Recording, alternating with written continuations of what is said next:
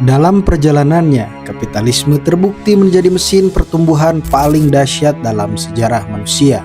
Sistem ini melahirkan inovasi teknologi, memicu globalisasi, dan mengangkat miliaran orang dari garis kemiskinan ekstrim melalui kompetisi yang sehat. Namun, kapitalisme bukanlah sebuah sistem yang sempurna tanpa celah. Justru jika dijalankan tanpa regulasi yang tepat, kebebasan tanpa batas ini akan berpotensi melahirkan jurang ketimpangan sosial yang lebar, eksploitasi sumber daya alam yang tidak terkendali, dan monopoli kekuasaan oleh pemilik modal besar. Itulah mengapa wajah kapitalisme terus berevolusi mencari jalannya sendiri.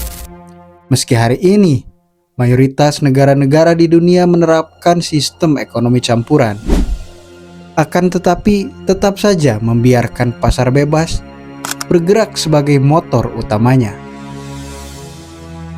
Dengan hal inilah, tetap membiarkan ruang bagi negara-negara untuk hadir sebagai wasit demi menjaga keadilan sosial. Untuk lebih memahaminya, ada baiknya kita kembali melihat konteks mengapa kapitalisme ini bisa lahir. Tentunya dengan melihat kembali sejarahnya. Dalam video kali ini, mari kita membedah seperti apa kapitalisme. Sejarah awal kapitalisme modern berakar pada runtuhnya sistem feodalisme di Eropa Barat sekitar abad ke-16. Kapitalisme tidak diciptakan oleh satu individu tunggal, melainkan berevolusi dari praktik perdagangan abad pertengahan menjadi sistem ekonomi terorganisir yang didorong oleh akumulasi modal dan hak milik pribadi. Untuk lebih jelasnya, ada baiknya kita masuk dan mengingat kembali rangkaian demi rangkaian sejarah yang pernah terjadi.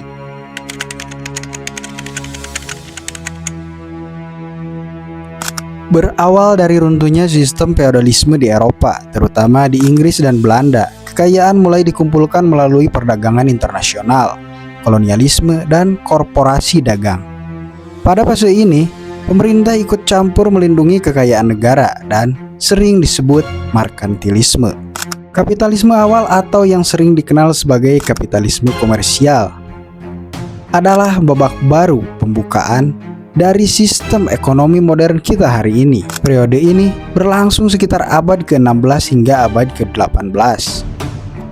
Jika kapitalisme modern identik dengan pabrik dan industri besar, kapitalisme awal justru lahir dari geladak kapal dagang, pelabuhan, dan pasar komersial. Bayangkan sebuah dunia di mana laut adalah jalan tol utama kekuasaan dan rempah-rempah adalah bahan bakar ekonominya. Itulah era kapitalisme komersial. Pada abad ke-16 hingga abad ke-18, pusat peradaban ekonomi bergeser dari ladang-ladang pertanian feodal di pedalaman Eropa ke pelabuhan-pelabuhan sibuk seperti Amsterdam dan London. Di era inilah untuk pertama kalinya manusia mengenal sistem saham dan perusahaan multinasional. Namun, kapitalisme pada masa ini belum berbicara tentang mesin uap atau pabrik. Kapitalisme awal adalah tentang siapa yang menguasai rute pelayaran, siapa yang menimbun emas paling banyak, dan siapa yang bisa memonopoli pasar internasional. Pemerintah dan pedagang besar bekerja sama, dua sisi mata uang. Pedagang mencari kekayaan, dan negara menggunakan kekuatan militernya untuk melindungi pedagang tersebut. Sayangnya, kemakmuran yang dinikmati di Eropa mengalir dari darah dan keringat wilayah kroni. Sistem ini mengubah dunia menjadi jaringan global yang saling terhubung, namun dengan ketimpangan yang cukup masif. Pada akhirnya, gunung modal kapital yang dikumpulkan para pedagang selama 3 abad inilah yang nantinya membiayai penemuan mesin-mesin baru, memicu revolusi industri, dan mengubah kapitalisme komersial menjadi kapitalisme industri. Untuk memahami era ini, ada baiknya kita masuk ke 3 konsep kunci yang saling mengikat. Yang pertama adalah pilar merkantilisme, yaitu kekayaan sama dengan emas. Negara-negara Eropa percaya bahwa kekayaan dunia itu sangat terbatas.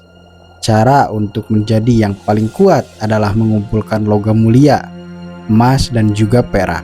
Kemudian mereka berpikir untuk mengumpulkan sebanyak-banyaknya melalui ekspor sebanyak mungkin dan menekan impor sekecil mungkin. Pilar yang kedua, lahirnya kongsi dagang atau korporasi pertama. Disinilah era lahirnya perusahaan-perusahaan raksasa berbadan hukum pertama di dunia yang memiliki hak istimewa sehingga bisa melakukan praktik monopoli dari negara seperti VOC di Belanda dan AEC di Inggris. Pilar yang ketiga, kolonialisme dan eksploitasi. Tentunya demi mendapatkan komoditas berharga, rempah-rempah, gula dan tembakau dengan harga murah lalu menjualnya dengan harga selangit di Eropa. Negara-negara ini melakukan ekspansi bahkan tak ragu untuk menjajah wilayah lain. Untuk melihat bagaimana sistem ini bekerja, mari kita tengok kisah Kepulauan Banda di Maluku pada abad ke-17. Pada masa itu, biji pala adalah salah satu komoditas paling berharga di dunia. Pala dipercaya bisa menyembuhkan wabah pes di Eropa, membuat harganya melonjak melampaui harga emas. Menariknya, pala hanya tumbuh di Kepulauan Banda. Kemudian Gubernur Jenderal VOC saat itu, Jan Pieter Schoon, melihat pala bukan sekedar bumbu dapur melainkan instrumen kapital untuk mengeruk keuntungan sebesar-besarnya bagi pemegang saham VOC di Amsterdam. Demi menerapkan monopoli total, VOC melakukan tindakan ekstrim. Mereka melarang penduduk Banda menjual pala ke pihak lain, yaitu ke Inggris, Portugal, atau pedagang lokal.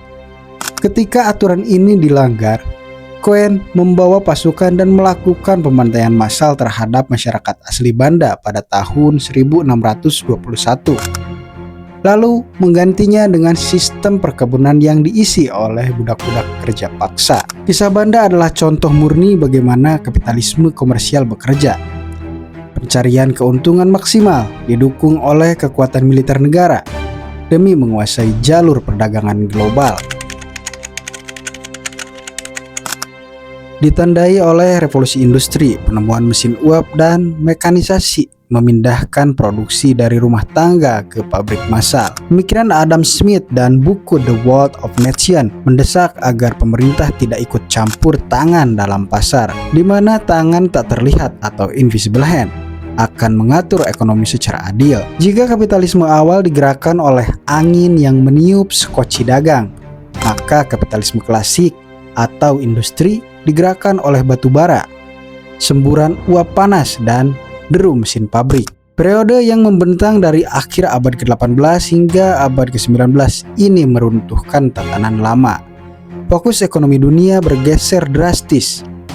Tidak lagi sekedar memindahkan barang dari satu ke belahan dunia yang lainnya, melainkan memproduksi barang secara massal di dalam pabrik. Penemuan mesin uap oleh James Watt mengubah segalanya.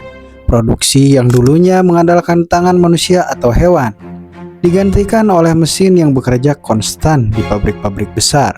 Lahirnya teori ekonomi klasik dipelopori oleh Adam Smith melalui bukunya The Wealth of Nations tahun 1776. Ia menentang campur tangan pemerintah. Smith percaya pada konsep The Invisible Hand, bahwa jika pasar dibiarkan bebas, kompetisi alamiah akan mengatur dirinya sendiri menuju kemakmuran. Pada akhirnya sejarah kapitalisme adalah cerita tentang adaptasi. Ia dikritik, dihantam berbagai krisis, dan diramal akan runtuh berkali-kali. Namun seperti yang kita ketahui bersama, dari setiap badai tersebut kapitalisme selalu berhasil menemukan cara baru untuk tetap bertahan, untuk tetap mendefinisikan ulang cara manusia bekerja, berpikir, dan menjalani kehidupan.